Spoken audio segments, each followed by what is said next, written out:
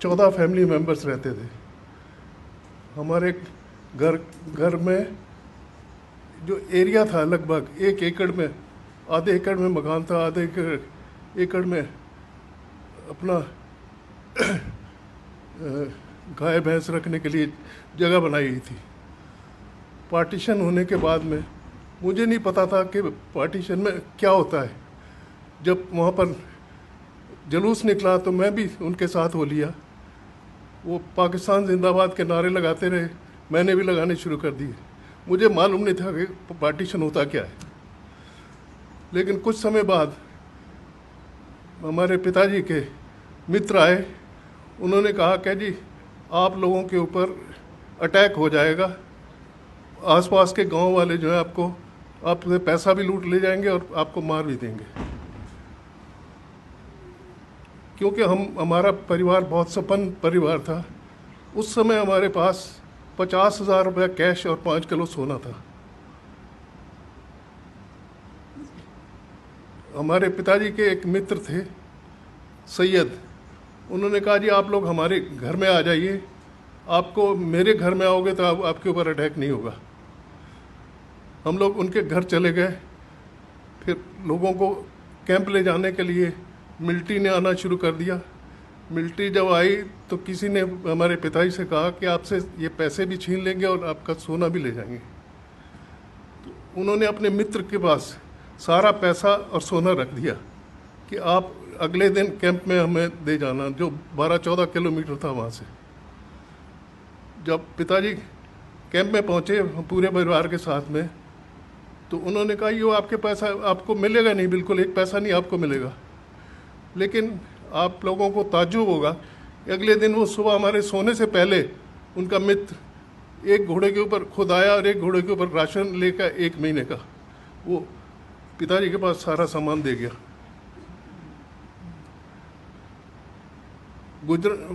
पिंडानन खान में जो कैंप लगा था वहाँ से 3 गाड़ियाँ चली थी। 3 गाड़ियों में पहली गाड़ी सरदारों की थी, उसमें कुछ जगह थी, लेकिन पिताजी ने कहा कि सरदारों के ऊपर सबसे पहले, पाकिस्तान में सरदारों के ऊपर सबसे पहले अटैक होता था, लेकिन उन्होंने मना कर दिया। दूसरी गाड़ी में हमको जगह नहीं मिली। ट्रेनें जो है, पैसेंजर ट्रेन जो है, इतनी शॉर्टेज हो गई कि उन्होंने ओपन वैगन मंगा के हमको ओपन वैगन के अंदर 100 आदमी एक वैगन में बिठा दिया। बिस्तर के ऊपर बैठ के ओपन वैगन में बैठ गए हम लोग। दूसरी ट्रेन के ऊपर 2 जगह थोड़ा अटैक हुआ, लेकिन वो लोग सारे बच गए।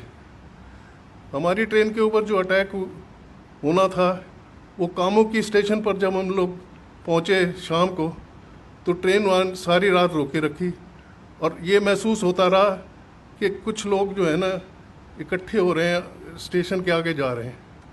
सुबह गुजरांवाले से पुलिस आई, उन्होंने कहा जी आप लोग अपना सारा हथियार हमको दे दो, क्योंकि आप हिंदुस्तान में नहीं ले जा सकते। सब लोगों ने हथियार दे दिए। हमारे साथ बलोच मिलिट्री थी और पुलिस ने कहा कि आगे मॉब है, हम उनको हटाने जा रहे हैं। वो हटाने क्या गए थे, उनको साथ में बुला लाए, अब आप अटैक कर सकते हो। 24 सितंबर सुबह 10 बजे अटैक शुरू हुआ। सबसे पहले तो उन्होंने पैसे छीने, जो कुछ है दे दो, हम मारेंगे नहीं। उसके बाद में यंग लड़कियां निकालनी शुरू कर दी। 300-400 लड़की, 4000 पूरी ट्रेन में पैसेंजर थे। पहले तो उन्होंने 300-400 लड़कियां निकालनी, फिर ऐसा काटना शुरू कर दिया जैसे ओपन वैगन में गन्ना बाहर निकला होता है, उसको जैसे काटते हैं ऐसे इस तरह से तलवार से, लाठियों से मारना शुरू कर दिया। मेरे परिवार के 14 मेंबर्स थे, 11 मेंबर्स को मेरे सामने मारा गया। उस बाई चांस 2 मुसलमान आपस में बात कर रहे थे कि तेरा बेटा कोई नहीं है, ये लड़का है, इसको अपना बेटा बना लेना, ले जा। पिताजी ने उनसे कहा कि जी इसको ले जाओ लेकिन मारना मत। बाई चांस मेरे पास एक घड़ी, घर में एक घड़ी मुझे मिली, रिस्ट वॉच, वो मैंने जेब में रखी थी। मैंने कहा मेरे से घड़ी ले लो, मुझे छोड़ दो। उन्होंने घड़ी लेके मुझे छोड़ा तो साथ में एक औरत बैठी थी जिसने जेवर पहने हुए थे। उनके जेवर उतारने में लग गया। मुझे अपने चाचा जी ने अपनी तरफ बुला के नीचे बिठा के ऊपर अपना पगड़ी खोल के ऐसे ऊपर डाल ली। उनको तलवार से मारा गया और तलवार का अगला पोर्शन मुझे भी गर्दन पर लगा। हम बैठे रहे वहीं पर। 3,500 आदमियों को उन्होंने मार दिया। जो बचे हुए थे या तो ज़्यादा जख्मी थे या मुर्दों के नीचे छुपे हुए थे, जिनमें से मैं भी एक था। हम फिर मिलिट्री ने ये कहा, मिलिट्री वालों ने, अब जब वो थक गए वो चले गए, मिलिट्री वालों ने कहा कि आप लोग प्लेटफॉर्म पर आ जाओ। अब वो चले गए हैं। प्रोग्राम ये था कि इनको प्लेटफॉर्म पर लाके सबको मार दिया जाए। लेकिन हमारी किस्मत कुछ ऐसी अच्छी थी कि हिंदू मिलिट्री का कॉन्वॉय वहाँ से पास हो रहा था। मेन रोड जो थी स्टेशन के साथ में लगी, अटैच थी।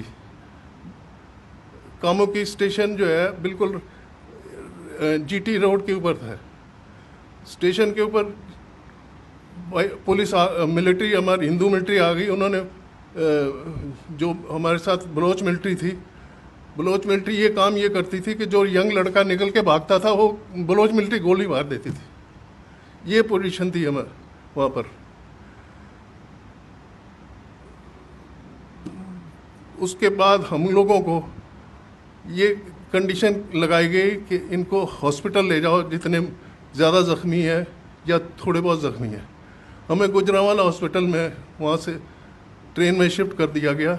डेड बॉडीज़ की जो ट्रेन थी उसके ऊपर लिखा गया तोहफे to Hindustan to Mahatma Gandhi and Jawaharlal Nehru. वो पूरी ट्रेन दिल्ली लाई गई। वो ट्रेन को नेहरू को दिखाया गया, जवाहरलाल गांधी को दिखाया गया। उन्होंने कहा ऐसा नहीं होना चाहिए। जब पटेल जी ने देखा तो उन्होंने कहा एक के बदले 4 होना चाहिए। 3 ट्रेन कटने के बाद में पाकिस्तान ने हाथ खड़े कर दिए। ये पोजीशन थी।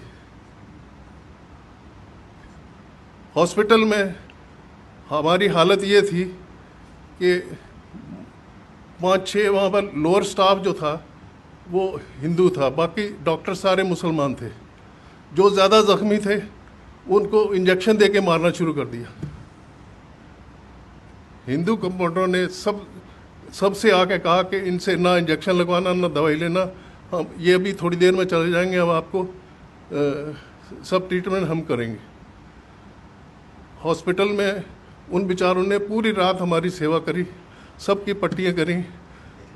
मेरे पास जो कमीज़ थी, मेरे चाचा जी को जब तलवार से मारा तो खून से पूरी भर गई थी।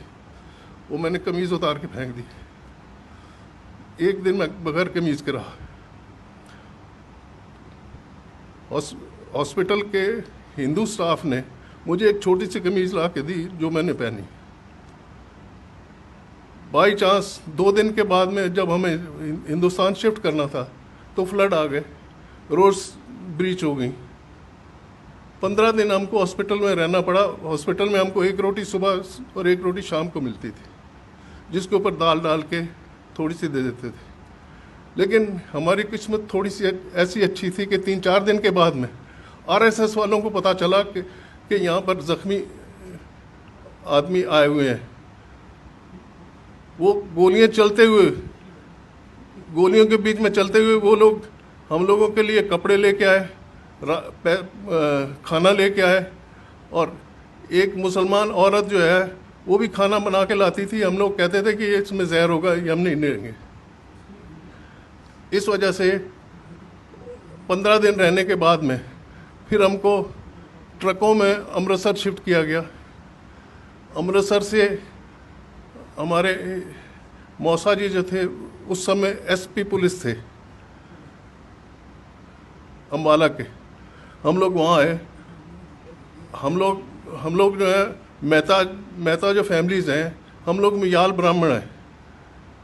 हमारे जितने पाकिस्तान में जितने हमारे परिवार थे या तो मिलिट्री में थे या पुलिस में थे या खेती करते थे। आर्मी में हमारे पार्टीशन के बाद में भी हमारे डिस्ट्रिक्ट के 4 आर्मी जनरल्स रिटायर हुए हैं, उनमें से और 2 गवर्नर चंडीगढ़ के जो थे वो भी मेहता फैमिली से ही हैं। एक मिजोरम के लेफ्टिनेंट गवर्नर भी छिबर रहे हैं। पार्टीशन के बाद में हम लोग सारे हिंदुस्तान में बिखर गए, कुछ लोग व्यापार करने लगे, कुछ नौकरी करने लगे, लेकिन हम लोगों ने हार नहीं मानी। कुछ आप ये देखिए, पार्टीशन के बाद में भी हमारे आर्मी में या इंडस्ट्री में सब लोगों ने बड़ी मेहनत करके, मोहन मेकिन जो है वो भी मुयाल मेहता फैमिली से ही है। सिस्टोपिक एक कंपनी है दवाइयों की, जिनका टर्नओवर करीब 300-350 करोड़ है। उन्होंने प्रोफेसर थे चंडीगढ़ यूनिवर्सिटी में, उन्होंने अपनी कंपनी बना ली, उन्होंने दवाइयों की फैक्ट्री खोल ली। कुछ लोग फिल्म लाइन में चले गए, जैसे कि सुनील दत्त, उनका बेटा, और ओम प्रकाश, अनंत बख्शी, ये सारे मेहता फैमिली से बिलोंग करते हैं।